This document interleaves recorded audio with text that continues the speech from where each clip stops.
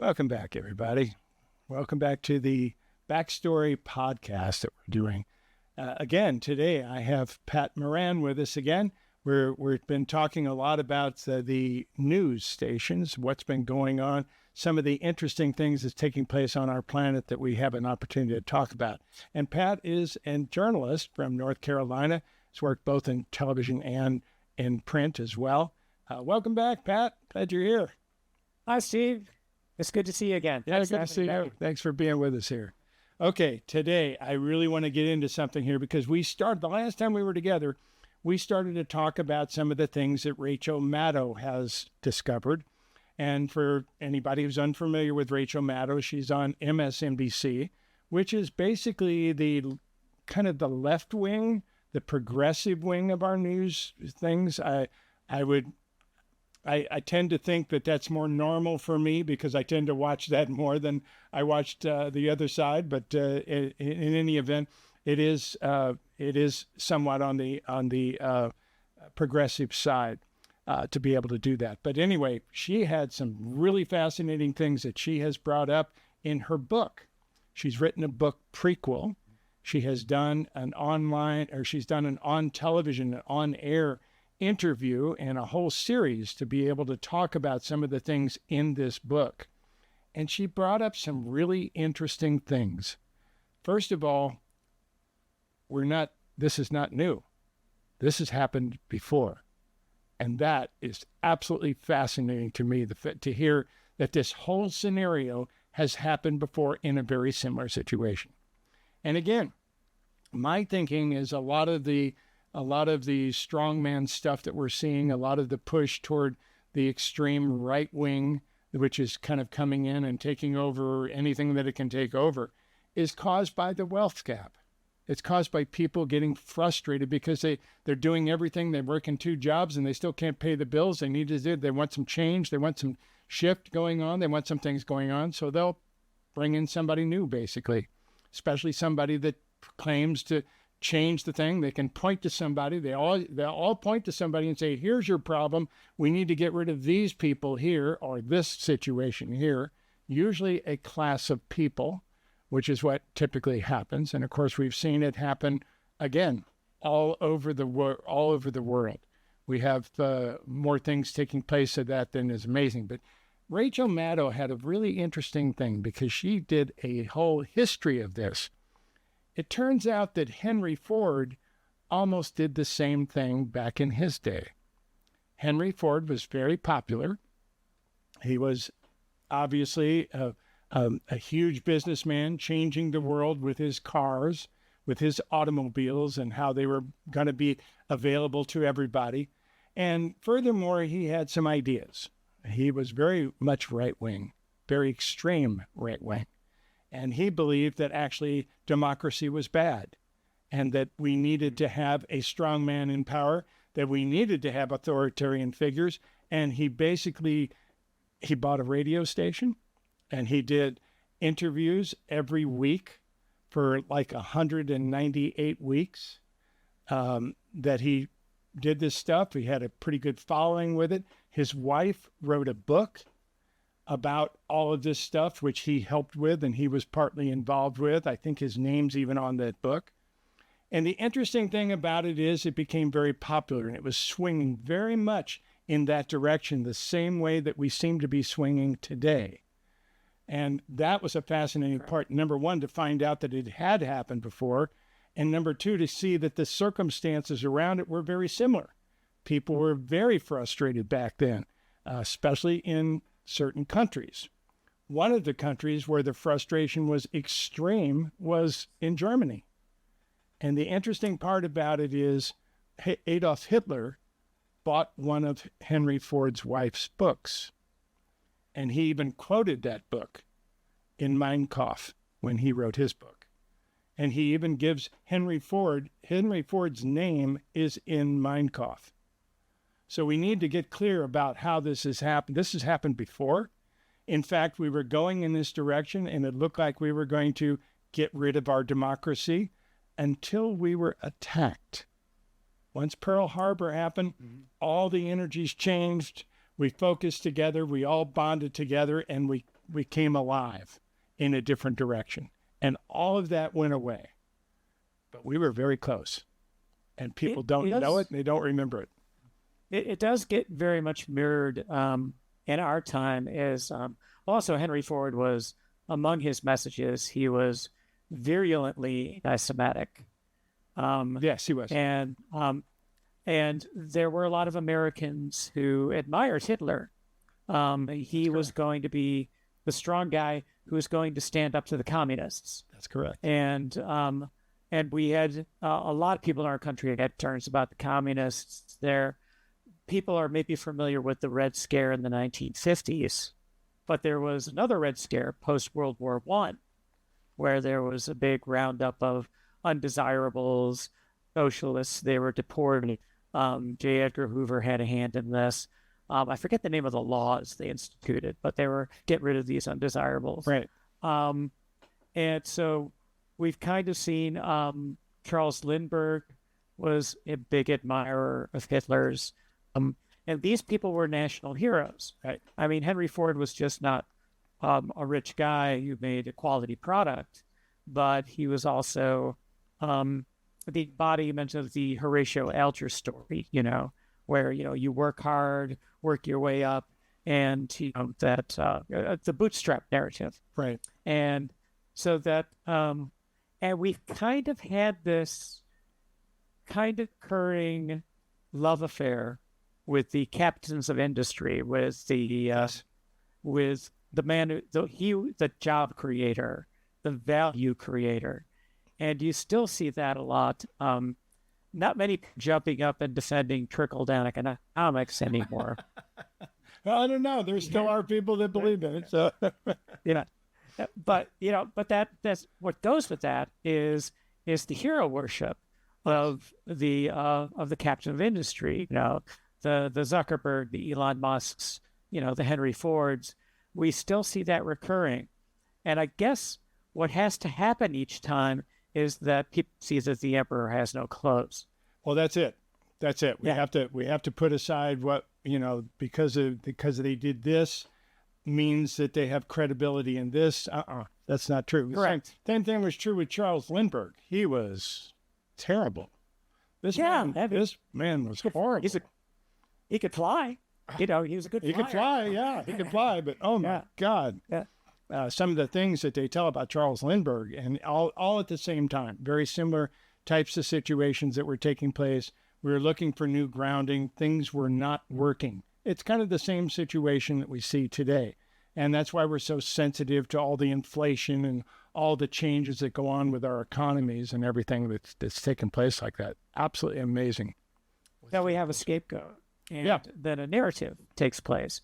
I would argue probably our biggest narrative now is that or the invasion at our southern border, quote unquote invasion, and just how many undocumented immigrants are coming in.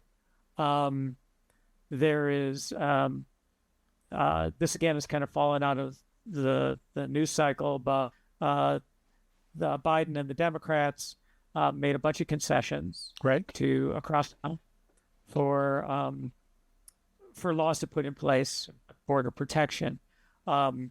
They walked back on some of the stuff that was part of their beliefs, their package, which I believe should be included in anything that approaches any problems at the border.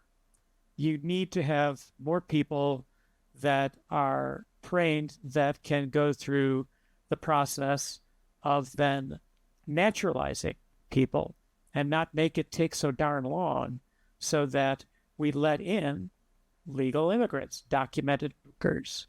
There is... We need them. Yes, help them, because if we don't, a lot of industries are going to go belly up. That's correct. If you have no compassion for these people. Especially in food. You should. Yes. And production, that's correct. So it's interesting, like in Texas, they're putting razor wire across the Rio Grande to catch people and they drown.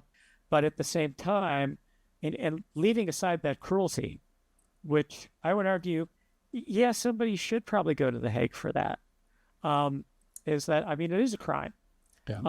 is that this will also tank a lot of industries in Texas if this was 100% effective. Right. We know it's not meant to be effective. It's meant for show. That's my thesis. That's correct. My thesis is this: when the Democrats acquiesce to almost all of the Republicans' wants for a border bill, the Republicans walked away from it.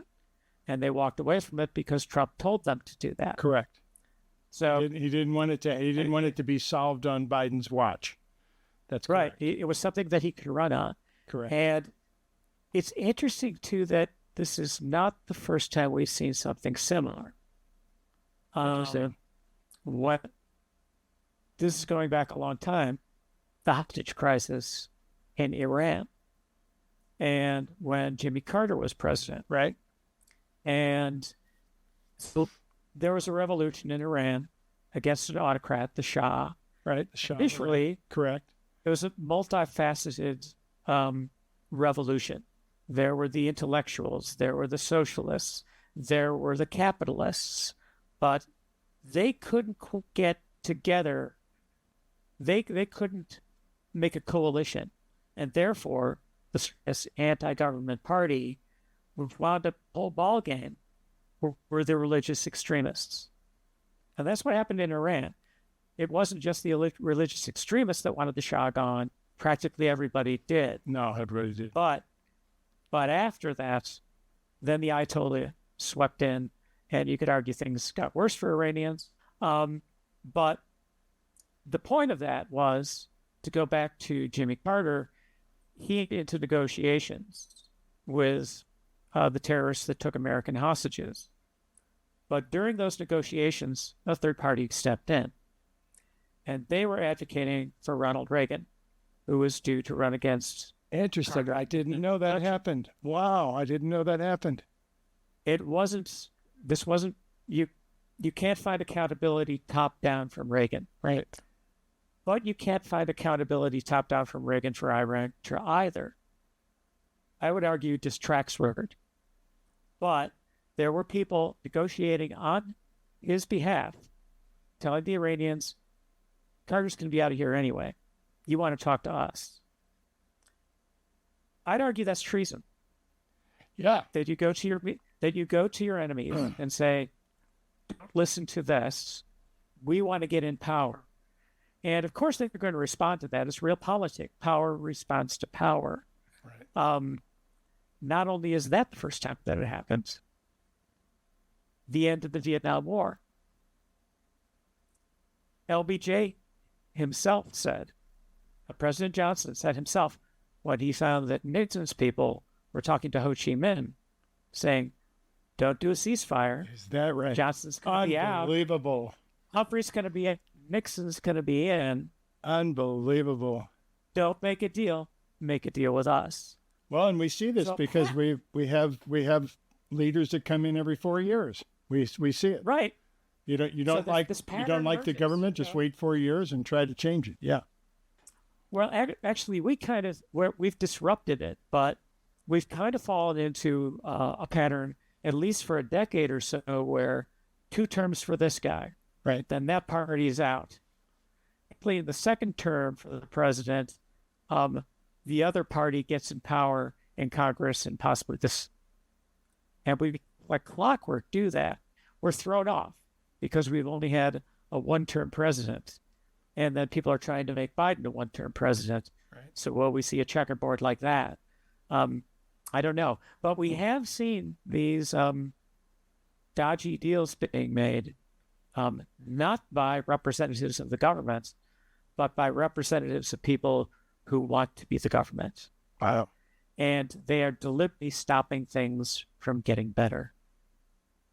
Well, that's anyway, kind of what happened. That's not new. It's happened. We've seen it happen over and over again in different ways. We saw Mitch McConnell block all kinds of things that needed to get through just because it wasn't in his best interest. It wasn't in his party's interest. So even though he was in a very neutral position, he was able to influence huge amounts of influence where it didn't belong. And since then, we've got to every 6 weeks we have to go before Congress and see if we can get more money to run the government. Right. And these are the bills that we've already agreed to spend the money on. Yeah. We're just paying the bill. So it's like we spent the credit card, but we're not going to send the credit card any money. So it's like, what? Correct. Well, I think it's I think the plan with Mr. McConnell is part to pack the judiciary, which we are seeing where, Donald Trump has all these indictments against him. He's an adjudicated rapist. He was found guilty of rape in a civil court because the first point that had to be proven for the damages is that damage was done.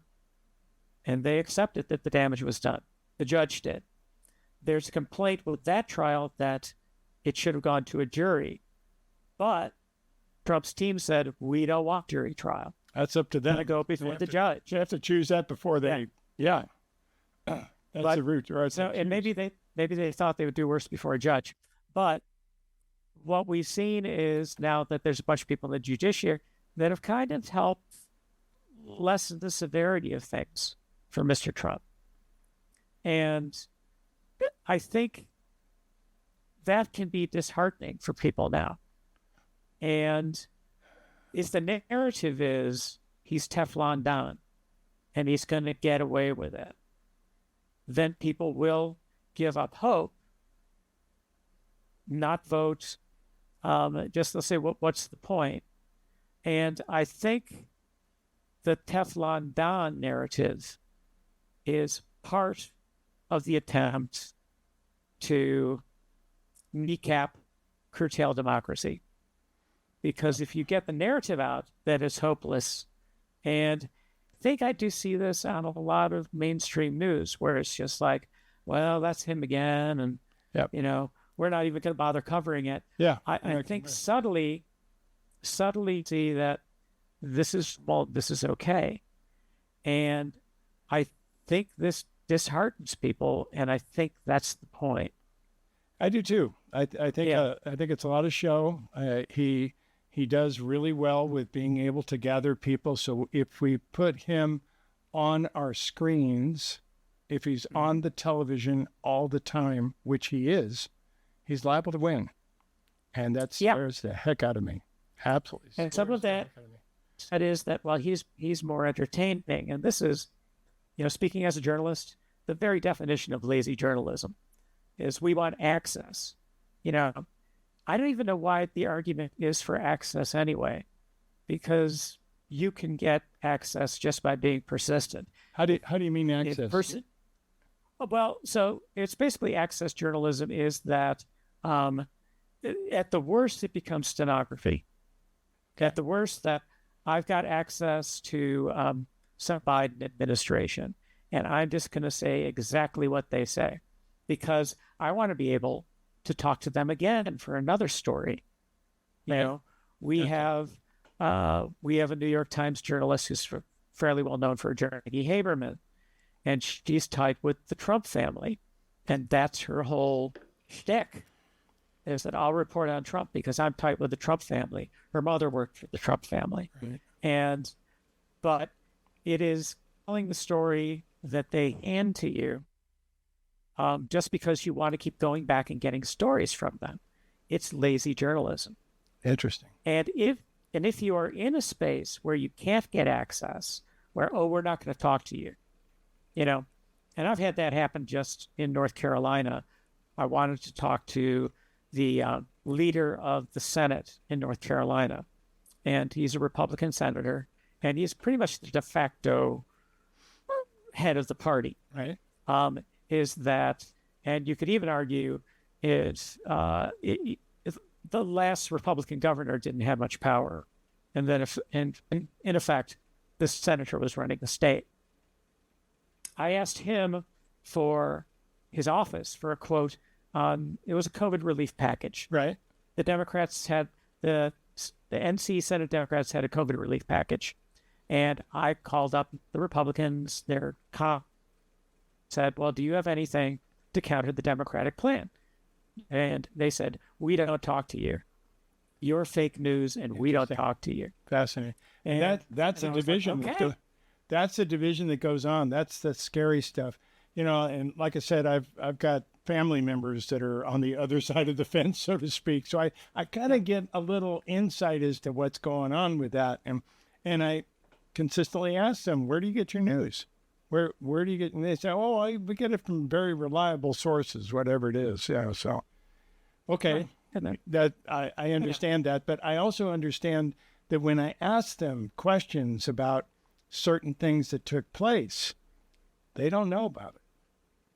They did not get the memo because our news system is so broken and so polarized now. So they don't even have the chance of getting they don't get newspapers. They probably, the reality is they're probably getting their news on Facebook or wherever it is that they're getting it, wherever their friends or wherever the case is.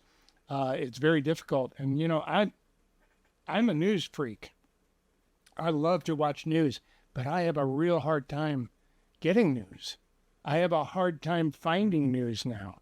I watch MSNBC, I watch CNN, I watch NBC, I watch CBS, I watch ABC, I watch Al Jazeera, I watch BBC, and I used to watch RT, but they've gone so Russian Today just went absolutely crazy. Everything is America's fault.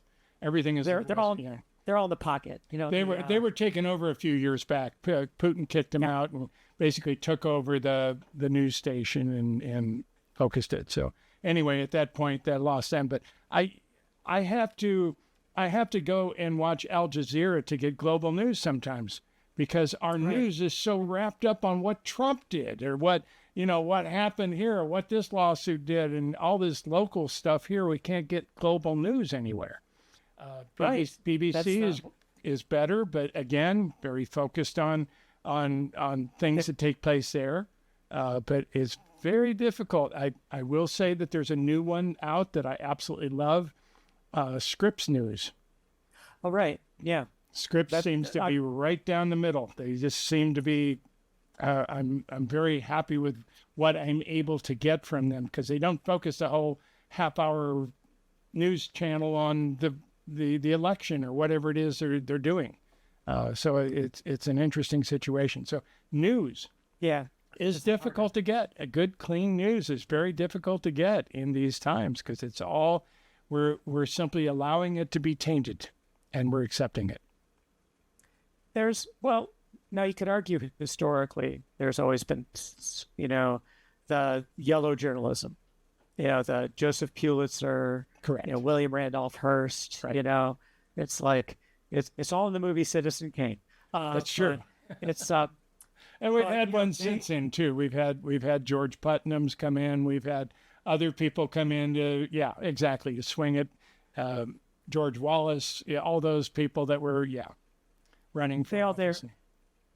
They had their slants and, you could argue, Pulitzer, they ginned up war with Spain in the Spanish-American War, and beat up a narrative that people liked, which was this battleship, the Maine, was blown up by the Spanish. Was what? It was blown up by the Spanish. Oh, interesting. In Havana Harbor. That's what sparked the war with the war with Spain. The Spanish-American War. And this was all fake. The ship did sink, but it was an accident. Right. But, we've seen that stuff before, but then we've had pushback where people are trying to hold these sources to account for. And it really boils down to, activists. It boils down to people in the street. It boils down to grassroots organizations. It's a heavy lifting for grassroots organizations to do.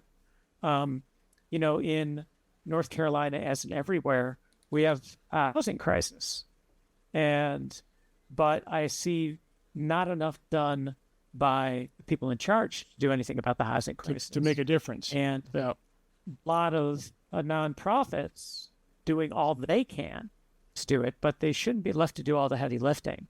And in fact, it's kind of, It's almost now the idea that government is here to fix these problems. Government is here to make sure that we all get health care, that we all get education, that we all get housing, that we all make a living wage. These are considered radical things. They shouldn't be. No, they shouldn't be. That should be government's job. Really. But we're kind of at the point we've gone so far in this direction where, again, the Henry Fords will save us. The Musks will save us. Exactly. And it's like, it's never going to happen. So. That's true. Anyway. Interesting to see where we go from here, because we have to, and I do believe we have a shift coming. I do believe we're going to see people awaken and move back in another direction. I see little signs of it every so often, but it's not fully taking charge yet. But there will come a time when this will disappear, and we won't be talking about all this stuff at some point. We are seeing that, and it's and basically it's when democracy works. Right. A lot of young people who would be more center left or progressive are criticizing the administration for not doing enough in Gaza. Now it's terrible. It's genocide Gaza, and it's terrible. But it is encouraging to see people that would be ostensibly Democratic voters holding their party, to account. And that's correct. We only saw that across the aisle. We would have a healthy democracy. Yeah, we don't. We have a wall in the aisle. Unfortunately, nobody. That was Biden's whole thing. Biden's whole thing was to run on that. Was to be able to run on the fact that he can work across the aisle, that he's good at it, and he is. He's excellent at it. But they took that as, we're going to close that border. We're not going to take anything from him, plain and simple. So it's either R or D. And to me, I'm a lifelong Republican, believe it or not. I believe. Well, I've always believed in the principles of the of business, being able to run and be able to do that in those ways. So I've always believed in that in some way. But I'll tell you what, I changed my whole. I re-registered as a Democrat. I did everything else I could when this came along. I just couldn't believe it. To me, the R means replace. I mean, literally, they have all jumped on. They've all agreed to go in this one direction, which is a big lie. And to me, that takes all the trust out of the Republican Party, period. And it's really unfortunate. I mean, I've sent them a ton of money before to support him. Like I said, I've been a believer in there until Barack Obama came along. He's the first person I voted for that was outside of the Republican Party to be able to do that. I was voting for Hillary, but at the same time, it's all changed now. The whole thing has shifted. Well, we do need a place for a strong conservative party. Well, we're either going to have to replace the system, or just watch it break down, because it is breaking down without the communication across the aisle, which is something. I mean, we've had the new head of the what is the speaker? The speaker of the House. The new speaker of the House has made a deal with Democrats, and of course they're calling for his resignation now because he talked with a Democrat. Oh my God, that's horrible. But he had to do that. He couldn't have got it. Couldn't have done it any other way. No, and the guy before him did the same thing. So if you have, as you pointed out, Republicans now are so they're blocking everything. They're obstructionist. Yep. But they're so obstructionist now that within their own party they're obstructionist, so that they can't do anything. And I think we've seen high level conservatives who are still staunch conservative step away from the Republican Party. That's what I'm waiting for. This is where I see the hope, because we've seen a high level, high profile conservatives do that. On the other hand, we've also seen a lot of liberal youth being critical of the Democratic Party's policy towards Israel and Gaza. Totally agree. When we see this pushback, that's democracy working. So it's not like we don't know we are seeing the remedy. We just need, it's like democracy is having COVID right now, if I can use the metaphor. Good way to put it. So we need more vaccinations, I think. We need, or we've remedy. We just need more of the remedy. It's more than take 2 in the morning, call me in the morning. We need a whole bottle full of pills and, push it. But yeah, absolutely. Yeah, it's going to be an interesting situation to see where this goes. I do believe that we are going to see a turn. I don't think it's going to happen fast. I think it'll be a slow turn. But I do believe that we're going to see people get tired of the inactivity of everything being blocked.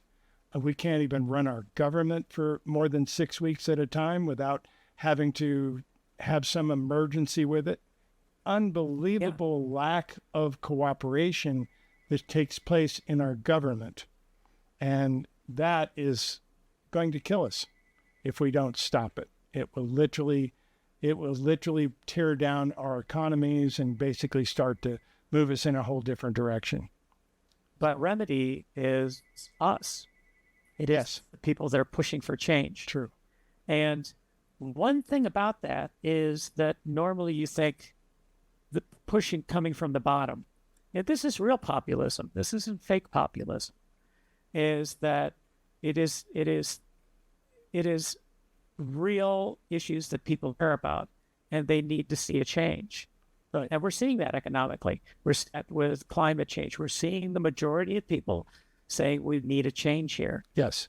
What's interesting about that is that push seems to take, if it's work, it seems to hit a tipping point, and then it accelerates just like that. Just like that. And, and I point to, as an example, the Berlin Wall come down. Yes.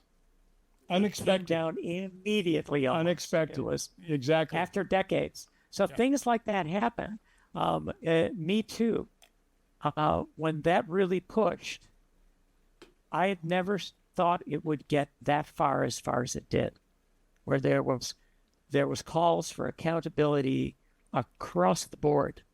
And now since then, there's been pushback from the Supreme Court on women's rights. But the point being that when the need for change comes from the bottom, sometimes it hits that tipping point, boom. And I think we've seen it happen a lot. We sometimes forget that we've seen that. How do you mean by the bottom? I don't quite understand what you mean by the coming from the bottom. The bottom is us. Us. Okay. Hearing from the voices. The class, middle class. Right.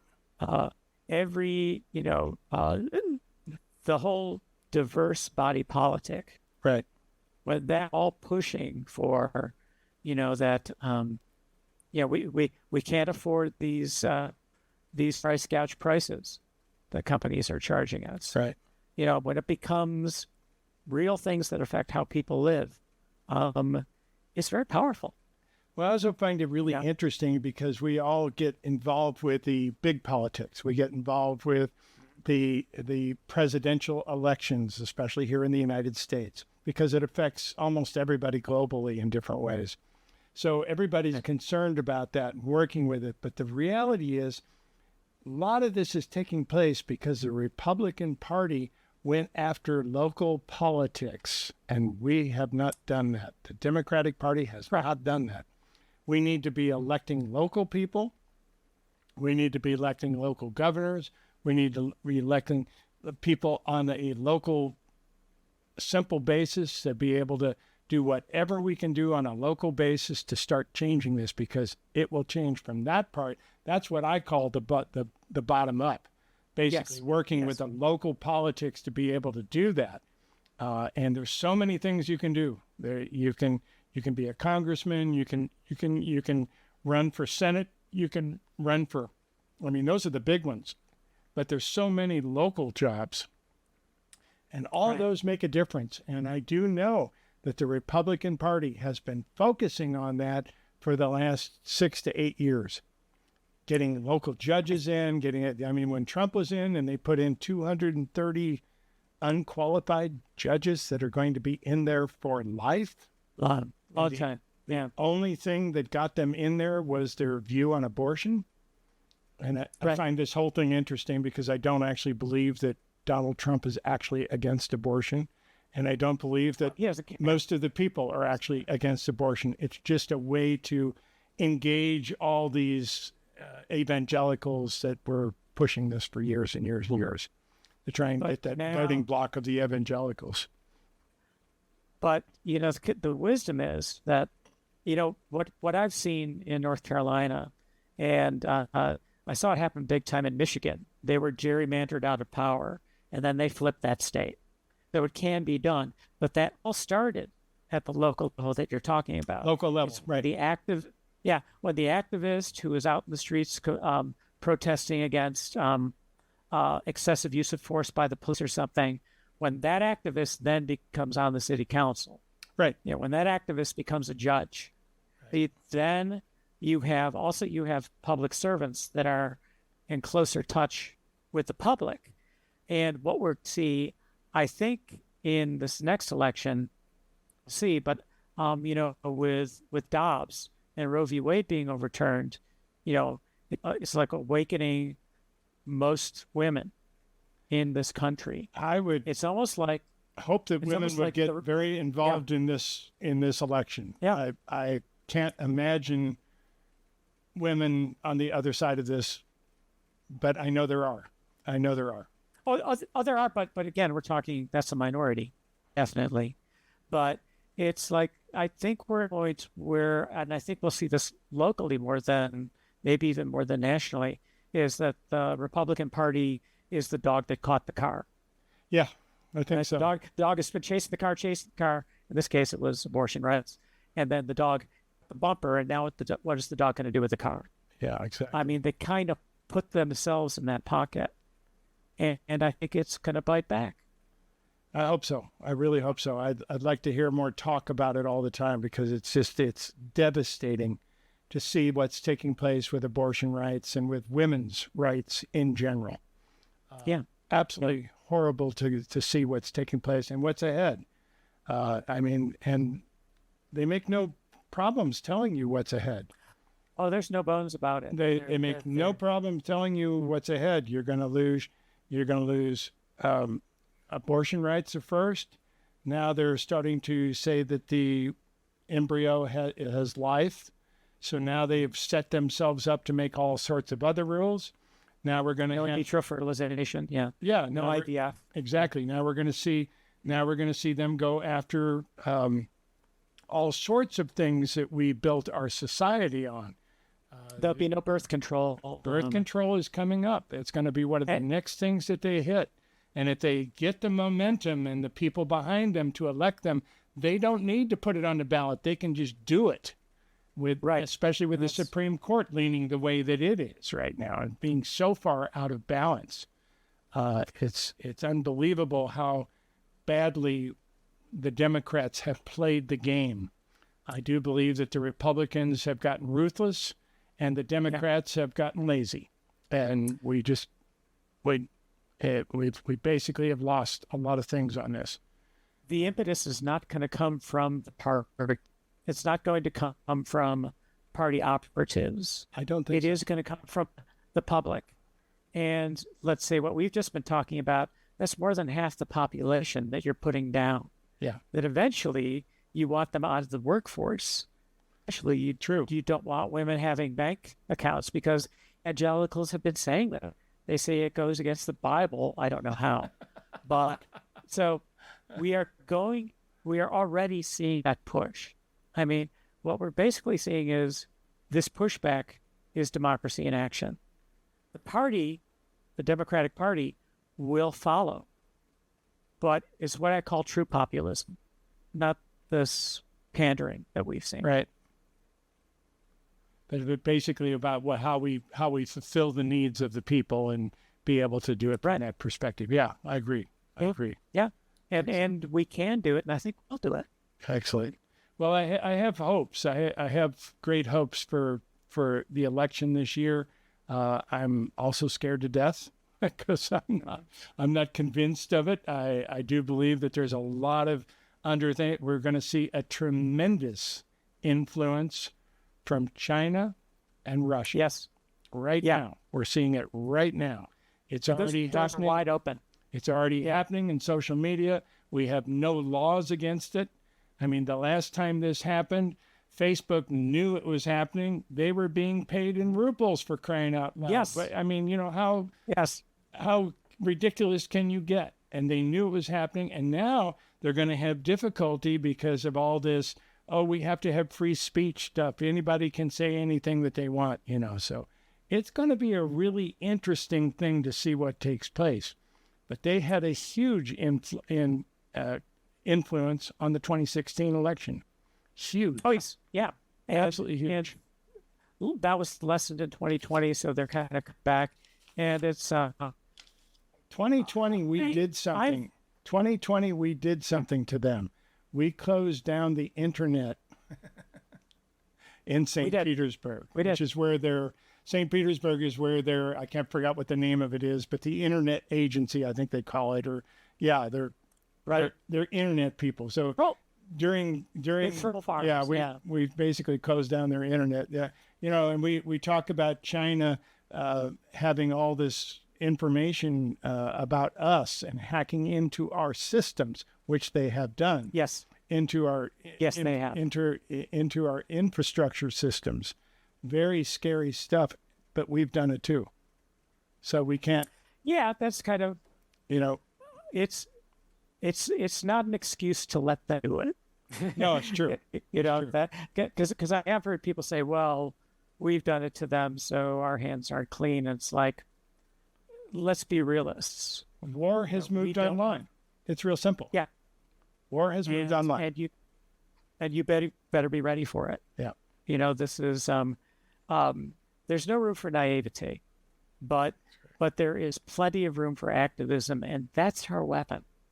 Well, and the reactions. If indeed it's a weapon, what it is it's basically it's what's going to bring everybody up. Right.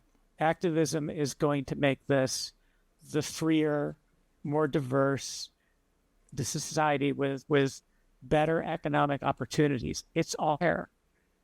But as we've said, it doesn't come from the middle of the party or party politics. It comes from activism, it comes from the community, and it comes from us. And we have, and we've overcome these insurmountable odds before. They can rig it as much as they want, but enough of us. We have. We have. Yeah, we overtop that levy. There's no way they can hold us back. It's difficult because we want to react sometimes. I mean, that's the whole pressure that, when we had 9/11 take place, everybody needed to see a payback. Everybody needed to see us go get them. Now, we went after the wrong people. I would argue knowingly, because that was absolutely knowingly. Absolutely. That was somebody's special project. George Bush's project, yes. He specifically knew there were no weapons of mass destruction. He was very, very much aware of that. So he led us down the garden path and be able to do that. It's kind of interesting we can't sue him. But yeah.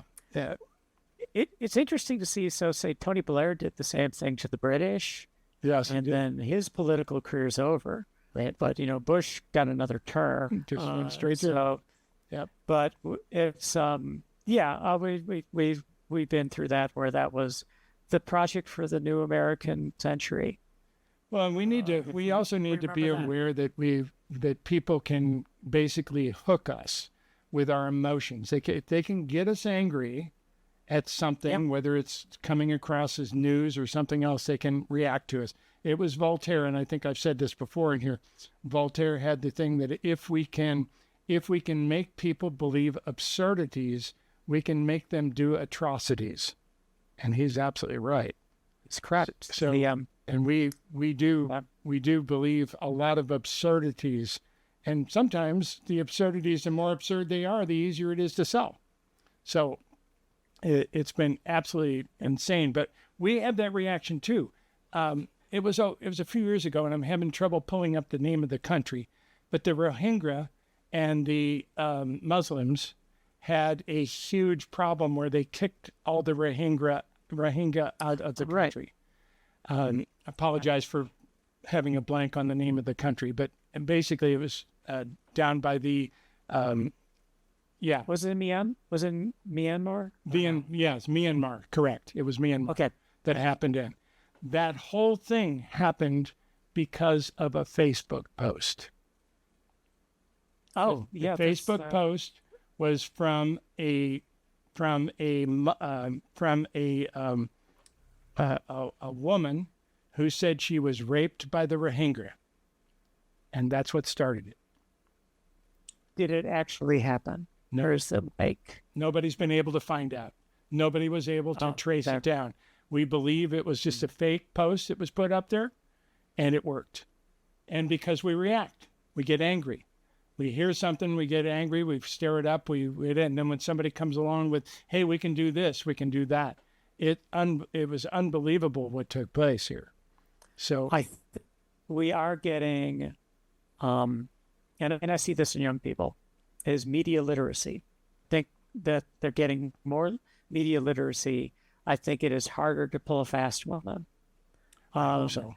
And that's my hope that, I mean, I can even foresee a point where like AI, people will be able to see through that.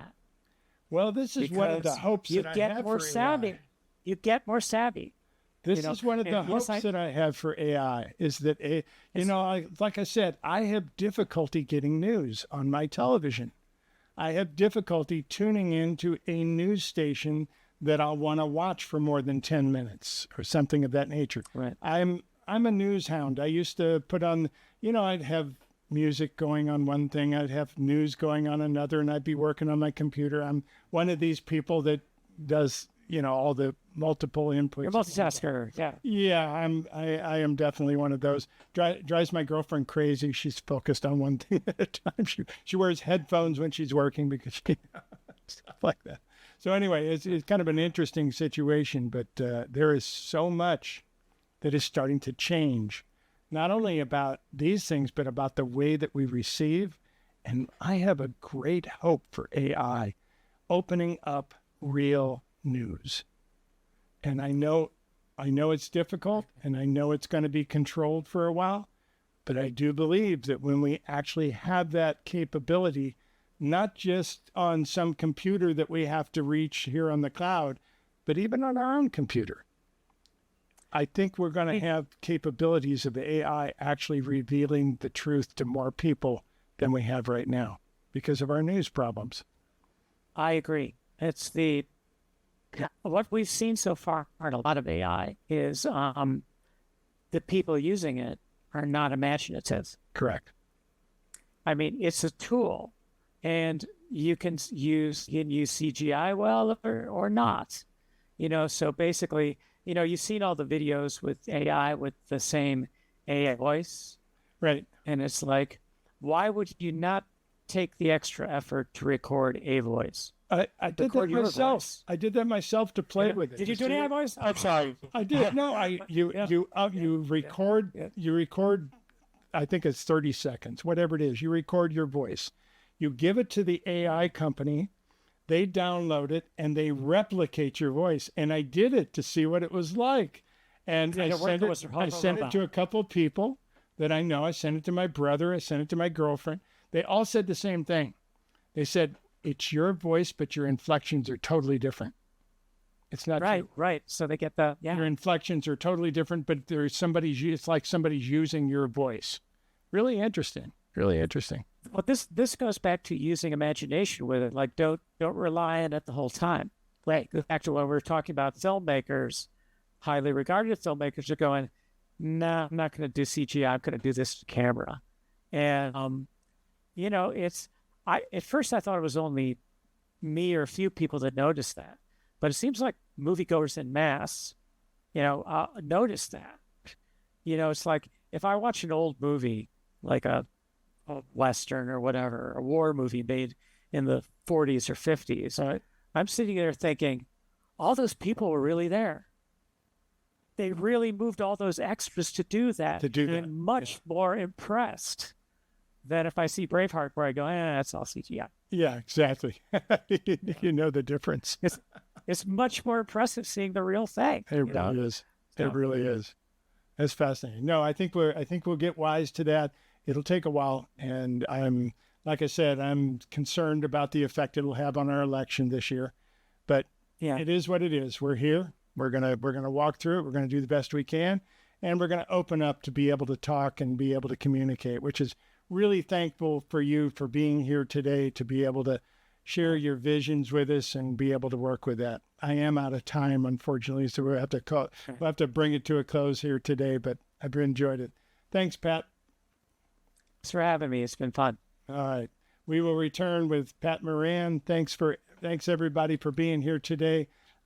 This is the Backstory podcast that we're using to kind of bring you some of the stories behind the scenes, and particularly about how money affects all of our lives in this way. Thanks for being here, everybody. Espavo.